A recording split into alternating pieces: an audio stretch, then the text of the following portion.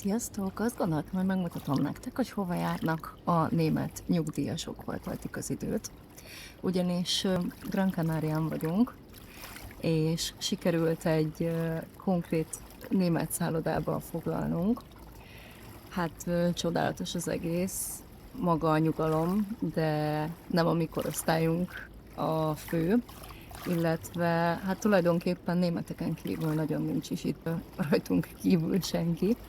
Az egész személyzet a németekre van specializálódva, és tényleg mindenki beszél szinte kivétel nélkül németül, angolul nem is nagyon, és tehát az ételek is német szájíz szerint vannak elkészítve, figyelnek rá, hogy mindig legyen jó német sör, kolbászok, ugye német kolbászok.